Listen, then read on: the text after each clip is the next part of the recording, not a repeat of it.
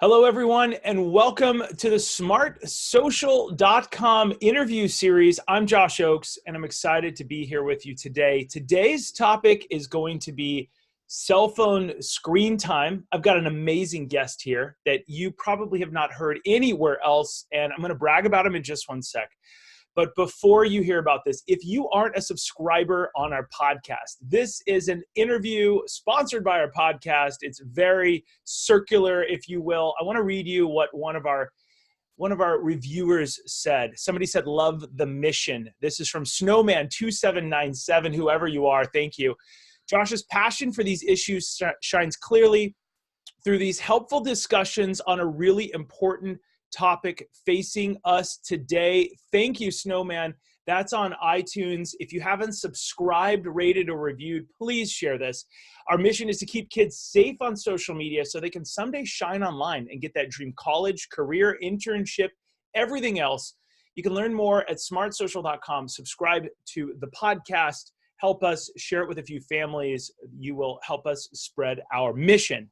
All right, today we're talking about cell phones, screen time, just in time for the holidays, whenever you're thinking of giving your kid that new phone. This is a great interview I think you're going to enjoy because we're going to dive in deep. There's going to be no buzzwords, no intimidation. All right, today I have Landon Ainge. He is a co-founder of Gabb Wireless. If you haven't heard of Gabb, we're going to dive into why it's powerful and why I am getting behind this company. I don't own anything from them. I've never received a check from them. But I think it's a really hot, important solution, and I like what they are. But Landon, welcome to the video. Thanks for having me. All right, it's great to have you. Now, Landon, just give us in two sentences, what does Gabb Wireless do? We are a cell phone network dedicated to providing age-appropriate devices for kids. Amazing. All right. So let me tell everybody who's listening a little bit about what I like about this device I'm holding in my hand. If you're listening to us online, I'm going to try and describe it. But I've got an iPhone 8 Plus in one hand, and I've got another black device in another hand. It looks, you don't even know the difference. If you're looking at me, they're both smartphones. The Gabb Wireless phone, which is in one of my other hands, is essentially the size of an iPhone 6. Now, this isn't on your brand. It's not from your website, Landon. And I'm not getting paid to do this interview, but I'm going to tell people what to expect. It's kind of a Gabb Wireless review without being a review. Now, Awesome. Why is this? Why would we like this? Well, I'll tell you why. Because every kid is begging for a smartphone. And they're saying in all of my speeches, yeah, but all my friends have a smartphone, Mom. You don't understand. You're the worst mom ever. I can't believe you're holding out. I'm 11, I'm 12, I'm 13. You don't understand, Mom. I'm responsible. I want a smartphone. Now, before we get to you, I want to sit on this little pulpit for just a hot second, explain to every parent, if you're getting stressed out because your kid is forcing you, twisting your arm, saying you're a terrible parent, Landon and I are rooting for you. We are professional cheerleaders that are providing a platform for you, whether it's knowledge on my side or whether it's a data plan and an actual device on Gabb Wireless's side. We're here to root for you and give you all the options that you need to protect your kids. So with that being said, please listen to this whole interview before you give your kids an iPhone, because I want to talk to you about an alternative that I'm really opening up to, and I am difficult to please. So I've slowly opened up to this idea. And Landon, tell us a little bit about why Gabb Wireless is an awesome alternative for people before they give their kids an iPhone. Well, first off, thanks for having me. And I think honestly, what we do is our goal is to listen to parents and evaluate what they're going through, and also listen to kids and why they think it's so important that they have a phone. And so we're trying to balance that need that both of them have. Kids want to connect with their friends. They want to become more social. Parents want to get in touch with their kids because, let's be honest, every parent is overscheduled and every parent has too much on their plate already. So providing that communication channel really does help parents a lot. Be home. Hey, can you come home in 15 minutes? Oh, practice actually got moved to this location. I'm going to get a ride home with Johnny, right? These conversations, little things to make life just a little bit easier, is really important. But what Gabb does, and our first phone is the most basic of phones. It's meant to be an introductory device. It limits the phone to be more of a functional device. It looks cool. It allows kids to talk to their friends, but it doesn't introduce a browser. It doesn't introduce an app store. So you're having to worry about, what does this app do? What does this app do? It's pretty basic.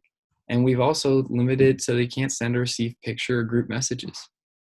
We've talked to a lot of law enforcement. We've talked to a lot of parents that come to us about past situations. And, we see that kids at 8, 9, 10, 11 are getting phones today.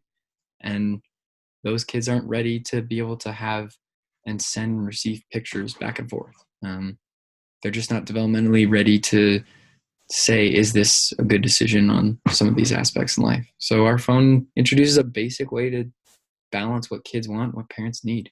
Yeah. So those of you listening, watching right now, the Gabb Wireless phone, it has a phone number. So we have something at Smart Social. We believe that connecting and communicating on social media is awesome on your phone. And that includes cell phones and text messages, like phone calls and stuff. But it's when you get over into the fully consuming your day, there's 4 C's in our book. There's a few more C's, but the good side of the C's are connecting and communicating. The bad side, the tipping point, if you were to picture a scale of the other 2 C's, is when we consume all of our time with these apps like Instagram and TikTok. Side note, TikTok doesn't have a pause button. I was showing some people the other day and we scrolled through, and 20 minutes to an hour can be eaten up quickly. All consuming of your time. And when you're a younger kid, everybody, listen to this. When you're consuming all your time looking at other people live their life, you begin to compare yourself. So when it consumes your whole day, you begin to compare yourself as a younger kid, and you're just, well, they went on a great, there's so much more that happens.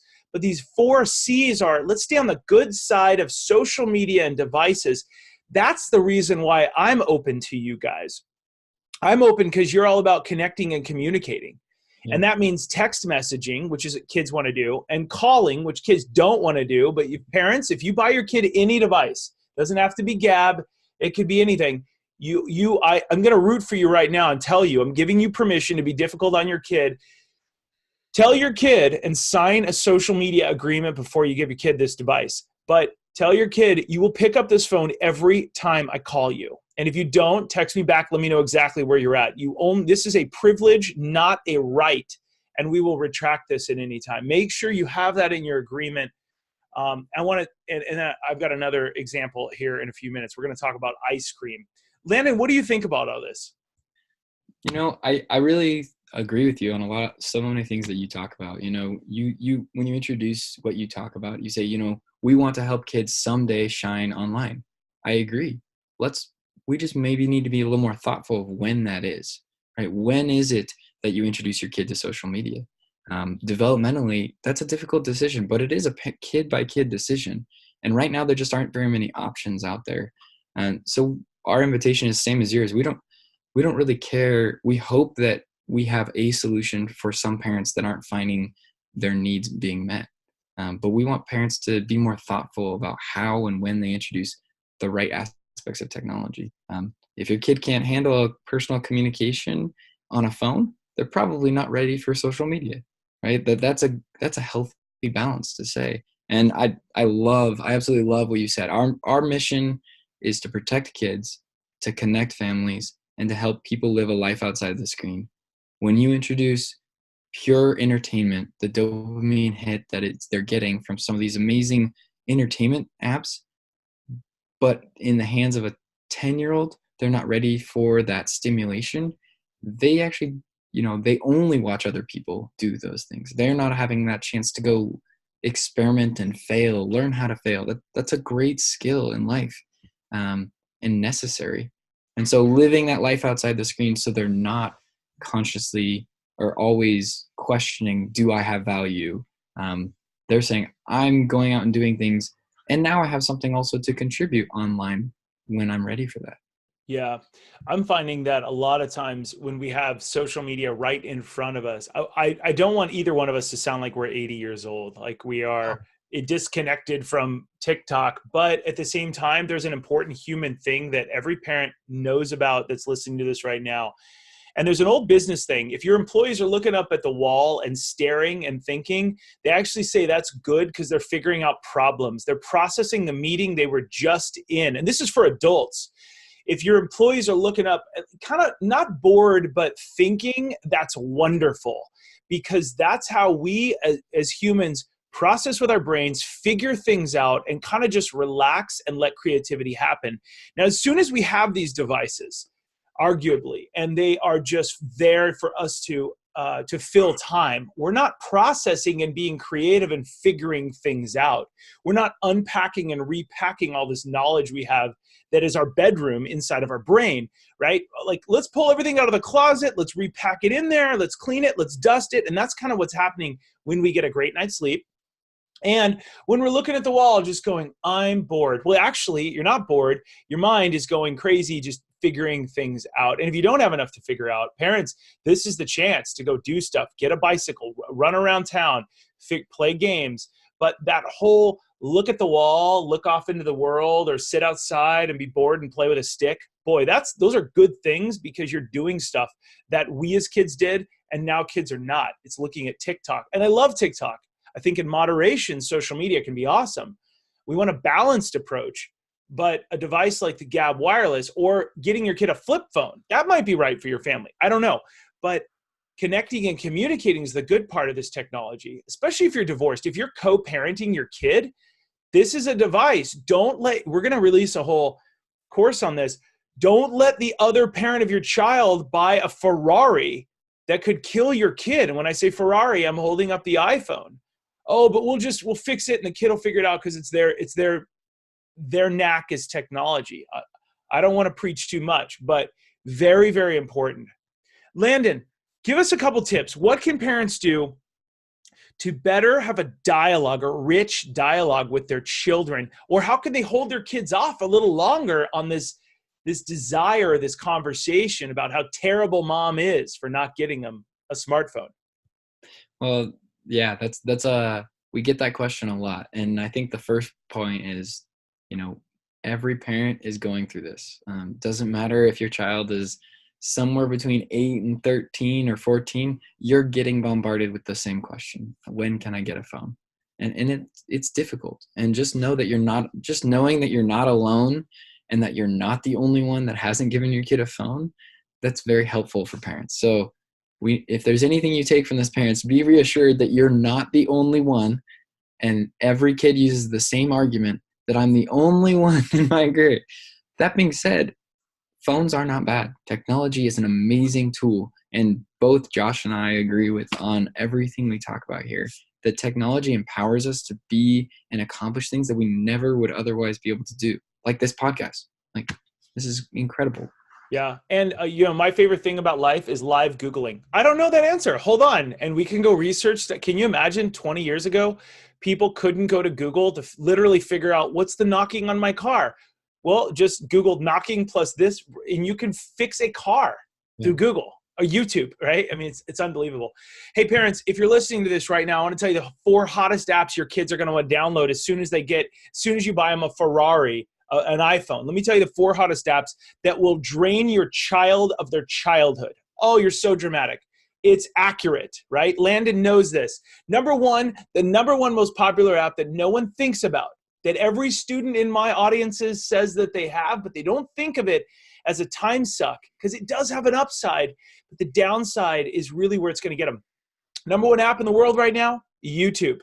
Every child, I'd say 90% of children have a YouTube on their phone. Parents, you're probably thinking, yeah, but I let my kid watch it from time to time. But you probably also will nod your head when you hear that other parents are concerned that there's an autoplay of the next video that might be inappropriate for younger kids, right? Every parent goes, oh yeah, that's happened to me 20 times last month alone.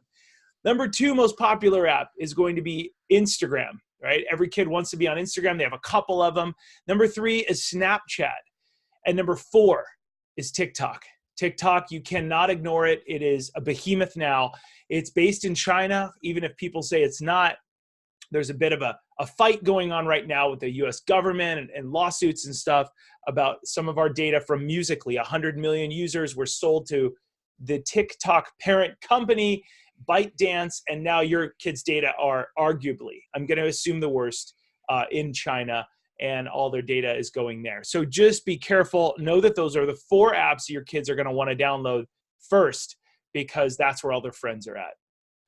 Landon, how many social media apps can the Gabb Wireless phone download? None. Basically, like we talked about, it's meant to be an introductory functional device to help your kid be a kid a little longer and maybe be a little bored. Learn how to, explore life. That really is the purpose. And, we've listened to parents and we're filling that need to provide more options. Yeah. So there's no app store. There's no button to download apps, right? And then there's a text, a phone, there's a calculator. Yep. It's not the one that your kids want to download that hides photos and videos from your parents. If you haven't seen one of my speeches or one of our videos, Google private photo calculator app. You'll see the sneaky apps that hide things from you. But it's got some interesting stuff. And this might not be the right fit for you parents. It might be a flip phone. Kids hate that I suggest that. I love flip phones. But it might be something like this. Kids don't get bullied at school because they've got some kind of a phone. And it's got a camera. You can do some fun stuff on the camera. And it's got what do you call it? A feature phone? Yeah, I call it a feature phone. It's the right way, a functional phone, right? Like it's the thing that allows you to make life easier without the distractions. Yeah. So, all right, let's talk about some of the bigger things that parents also need to know. What would you tell someone? Let's say they want to get their kid a Gabb Wireless, a flip phone, or a cell phone. What are some of the things that they need to do beforehand? How can they be better prepared to give their kid a device and communicate the responsibilities of that device ahead of time? Yeah, and you previously alluded to this, and I would say this is something that we preach every day, which is, one, you should start the communication around technology before you introduce technology. Let's make sure that they understand how you're using your device. Of course, as parents, that causes you to question a little bit yourself and how you are using technology, but it's very helpful and it's a very healthy process.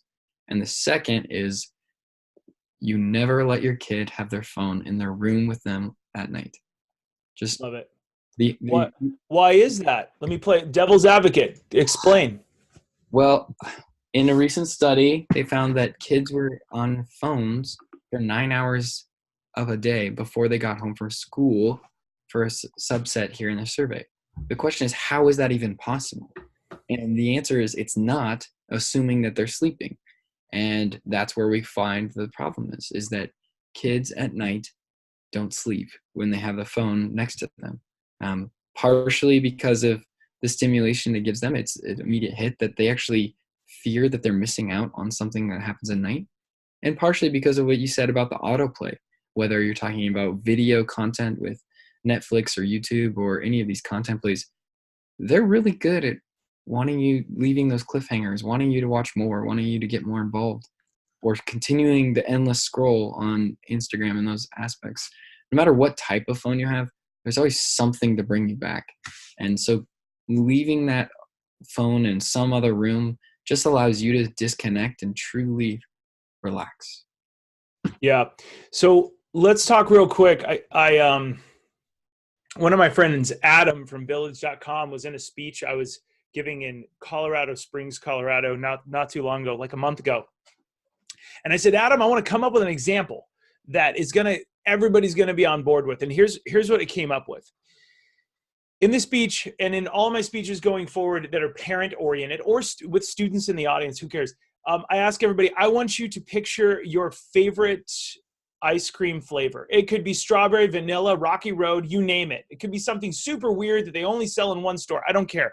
Picture your favorite one and then pretend like you're sitting on the couch and your parents or I go to the store and buy you a gallon of that flavor, right? You guys know how big a gallon is. It's a gallon of milk, or you can get the half gallon, the gallon, whatever it is. You've seen those in the store, a huge thing of ice cream, right? Who doesn't love ice cream? Now, if you're lactose intolerant, you might not be able to do it, but pretend like your parents come home and they give you that gallon of ice cream and they say, all right, you're on the couch. Great. Here's the remote. There's Netflix, everything you want right up there. And here's a huge spoon. Have fun. I'm going to go get some work done for 5 hours. I'll see you in a little while. Holler back at me if you need anything, right? And you leave your kid on the couch, and kids are going, and I ask students, what would you do? And they'd yell, we would eat it all. We'll eat it all. It's so good. Yeah. And because that's their human nature, right? And good for them. We are rooting for students. Do what you have, you're going to probably do a lot with. Great. Now that ice cream, we want students to eat ice cream figuratively and literally, but wouldn't it be better perhaps if a kid just didn't know when to stop? They're probably going to eat a majority of that and then start to feel sick. And they won't know kind of when to stop because they'll just want to keep eating, and they probably put it aside, but they won't know. But wouldn't it be great if they could just get a little bowl, the way we normally do it? Here's a scoop, have some fun, there you go. In moderation, we should treat kids. Well, that gallon of ice cream is like an iPhone. Now, I'm not against an iPhone, but at a young age, a kid, we were giving them an unlimited amount of sugar for the eyeballs because that gallon of ice cream just gets them all jacked up. And this iPhone as well, we're basically saying, here's a gallon, figure out when to stop. And a kid has no idea when to stop eating. You're giving them the spoon, you're giving them a charger and connections to 7 billion people. They don't know when to stop. I mean, quite frankly, I'm probably one of the top 10 people in the country for what I do with my staff, and I don't know when to stop. I was on TikTok the other day and I was like, wow, this is really good. And it just keeps playing. So what I want to talk to parents about now is, if you're going to give your kid a new phone for the holidays, understand that in moderation, social media is good, but handing your kid a gallon of ice cream is going to be terrible. And one more thing, imagine if your kid was sleeping, but they could roll over and there was a gallon of ice cream right next to their bed. And they're like, well, I'm bored. I'm just going to start eating. That would absolutely change their sleep. The way in which they slept, it would change the next day because they'd be tired. That gallon of ice cream is when you let them sleep with their phones. If they have it next to them, they're not going to know what to do. They won't know not to have delicious sugar at night, and this will keep them up and will change the next day what they're learning in class. Landon, where do I have it wrong? Correct me, set me straight. I can't say that you're wrong anywhere, honestly. That's a really good metaphor. I think every parent has gone through it, and every kid, when you talk to them, they genuinely believe that and they don't want it. They may resist. And that's one thing that, when we talk to parents and we talk to kids, kids will always resist, but that doesn't mean that they necessarily don't want those rules that you're implementing, because they know oftentimes that they're going to push back on the rule, but they know that the rule is there to protect them. And these kids that don't have that, maybe their parents are glued to their screen, they inherently are falling into the same habit because that's what they've observed. And they're asking for more help. Like, I don't want to be on my screen. They're like, I kind of wish I could go to something like a Gabb phone. Some of these individuals that are like, this doesn't help my life. Like, I feel horrible. Why am I consuming and spending so much time doing something that makes me feel poorly? That's not what we don't want people to completely isolate themselves because it's a way it is. But connection, whatever it is that will bring healthy connection to people. And technology can be a great tool for that. And it can also be a great destroyer of that, depending on how it is used. Yeah, and parents, if your kids already have an iPhone, there's no shame, but you've got to get them back on this social media contract. Please consider setting downtime controls on their phone so that they're going to bed. You're taking that phone away, charging it in your bedroom or bathroom, putting it on silent mode or turning it off. Give them the chance, and I'm giving you permission to be a parent that parents your kids. Make sure taking that away is for their best interest, just like you take away a gallon of ice cream and give them smaller amounts and treat them. We want them to be online at a reasonable age, at a reasonable maturity level. That's really what matters. You could have the most mature 9-year-old in the world, and there could be a little bit, a 9-year-old that could be ready for a Gabb phone. But maybe you have a 13-year-old that you just cannot turn off Fortnite and gets angry and all this stuff. And maybe there's a discussion there to be had. So it really is around the experts are saying around maturity, not so much just an age. There is no blanket age. My argument, I'm going to give it to you right now, though, 0 to 10, and a lot of people disagree with me, no phone. 0 to 10, no phone. Now Gabb would probably say, hey, we can do something 8 to 16. We can do, and it's really different for every family. But if you need a number, 0 to 10, no phone. If you're 10 to 14, that's going to be time for a flip phone, a Gabb phone, whatever's the right fit for you, but not a lot of social media apps. That's going to be that age where you want to give, but they're showing the sign of maturity. We do not believe they should have full untethered access to the internet, to the world, especially be sleeping with a device.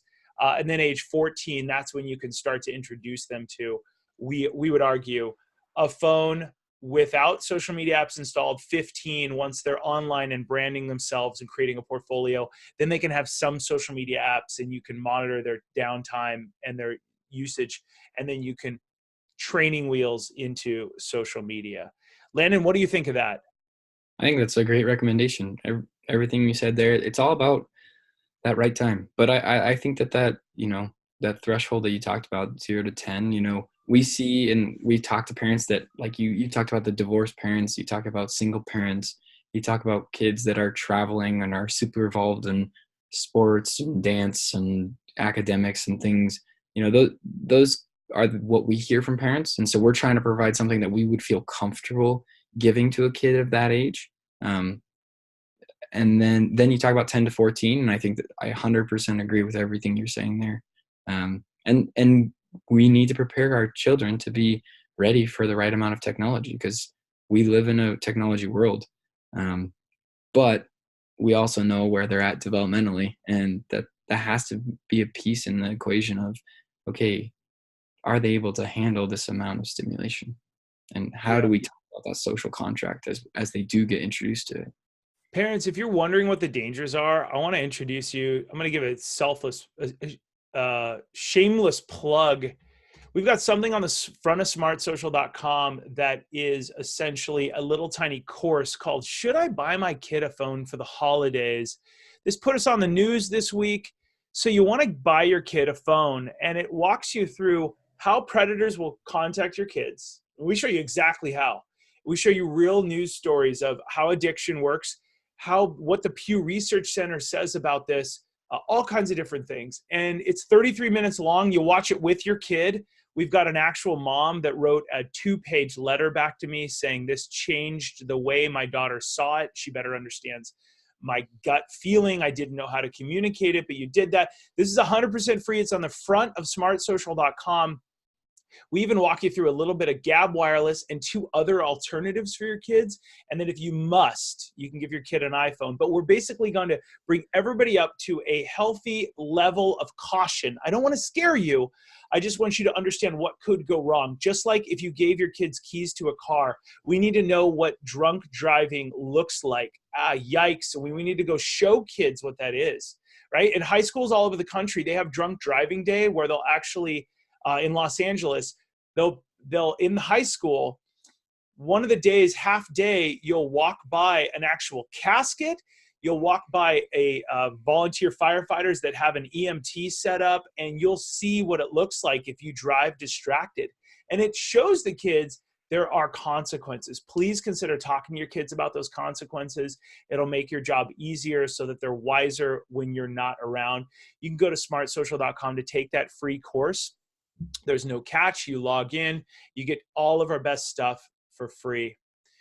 Landon, what are your final thoughts for people? What would you tell people that are struggling right now, wondering what to do, whether it's around the holidays or summer or anything in between? I would just say, honestly, as a parent, you don't want to isolate yourself either. If you're struggling with talking to your kids about technology, there are plenty of parents that are as well. Get involved. We have a community group at Gabb Wireless on Facebook. that are trying to talk about some of the things that they're going through. Ask other parents, what's working, what isn't. How do I have this conversation? How do I address the hard topics of, my child was exposed to pornography. What do I do now? Or my, me and my spouse disagree on how to implement technology. Like these are real topics. It's okay to not know. That's called being a parent. We're all learning on the job, and connecting with other parents really provides that validity there, and other ideas. Every parents differently, but ideas is super helpful. That's awesome. All right, everybody that's listening right now, if you haven't rated, subscribed, and reviewed, please do that, no matter where you're listening. Somebody named Just a Mom of Littles gave us a 5-star. Here's what she said. This podcast doesn't judge a parent's choice whether or not to allow their children exposure to the technological world around them. It guides them, prepares them, and also informs them for when they either decide to begin that journey or accidentally find themselves in the middle of it. She goes all on and on and on. It's a great, and thank you so much to quote unquote, Just a Mom of Littles. We want to thank everybody, especially you, Landon, for all that you're doing at Gabb Wireless to provide an opportunity and a solution. We need as much as we can to surround our kids with a village of people. Landon, thanks for coming out. Thank you so much. For those of you listening, remember, subscribe, rate, and review. smartsocial.com is available. We have 1 million to 2 million people a year who use our free resources in the classroom and at home. We have a free app that is in the Apple iTunes App Store and also on Android that keeps parents educated and safe. I have a whole staff of people that just create blogs. Join our newsletter. You can click below to make sure that you're updated 2 times a week on the latest threats and positive side of social media so you can stay ahead of your kid online. We're honored that you'd be a part of our family. Please consider sharing this with other people if you found it helpful. I'm Josh Ochs, live from Los Angeles. We'll see you soon. As always, keep it light, bright, and polite because your kids are watching what you're doing online. We'll see you guys soon. Have a great day.